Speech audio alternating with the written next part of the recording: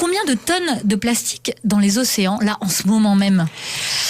Alors, les chiffres sont tellement énormes qu'on a du mal à se figurer ce que ça représente. On parle de 8 millions de tonnes par an qui pénètrent les océans. Donc, en fait, les plastiques qui pénètrent dans les océans, faut pas imaginer que ce sont uniquement nos brosses à dents, nos sacs plastiques et nos emballages. Même s'il y en a beaucoup, évidemment. Ça va être aussi, et beaucoup des microplastiques. Donc, je pense qu'on en reparlera un petit peu plus tard, mais ça vient de partout. Ça vient de nos poubelles, évidemment, mais ça vient de nos machines à laver, ça vient de nos stations d'épuration, ça vient des microbilles de l'industrie, ça vient de plein d'endroits. On va faire tout cet itinéraire parce que ça nous permettra aussi de nous améliorer un petit peu, parce qu'on est là pour faire du bien à la planète aussi et à nos enfants.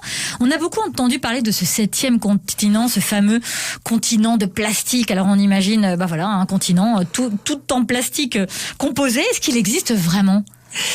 Alors, ce qui existe, c'est la zone d'accumulation des déchets. Il y en a 5 dans tous les grands océans du monde, donc on les appelle les vortex. Ce sont des endroits où les courants vont naturellement se rejoindre et former des spirales qui vont un petit peu emprisonner tout ce qui flotte. On connaissait très bien déjà à l'époque de Jules Verne le phénomène de la mer des sargasses. Vous qui aimez des histoires, c'était des algues, des bouts de bois. Aujourd'hui, ce sont des plastiques principalement qu'on va retrouver dans ces zones-là. Là où on a tendance à dire il n'existe pas, c'est qu'en fait, la traduction du mot anglais a été mal faite. En anglais, on a parlé de patch et on l'a traduit comme continent. Donc, on va imaginer des zones plastifiées sur lesquelles on va marcher ou alors on va arriver par bateau et on va récupérer tout ça, on va s'en aller, on aura fait une bonne action. Ça, c'est faux, effectivement. La zone d'accumulation existe. En revanche, les plastiques qui s'y trouvent sont déjà majoritairement décomposés en microparticules. Ils sont sur 30 mètres tout au long de la colonne d'eau, pas uniquement en surface. Et la plupart des scientifiques que j'ai pu interviewer ou des marins qui se sont rendus sur zone témoignent qu'ils sont quasiment invisibles à l'œil nu.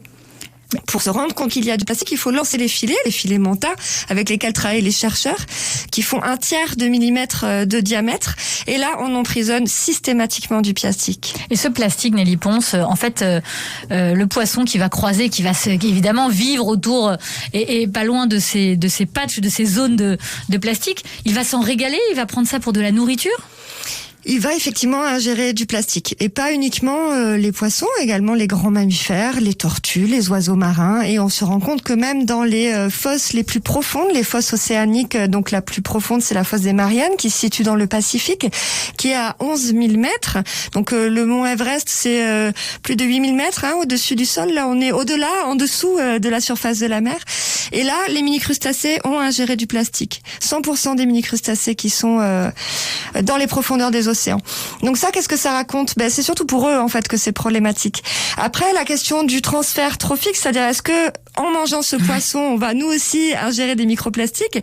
Je vais vous faire une réponse qui n'en est pas vraiment une, c'est-à-dire que on n'a pas besoin d'aller jusque-là pour savoir qu'on mange du microplastique, puisqu'on le mange et on le boit dans le sel, dans la bière, dans l'eau du robinet, dans l'eau en bouteille. Le poisson, lui, va en général exécrer, donc il va pas garder la microparticule. Minute Papillon sur France Bleu, Sidonie Bonnec.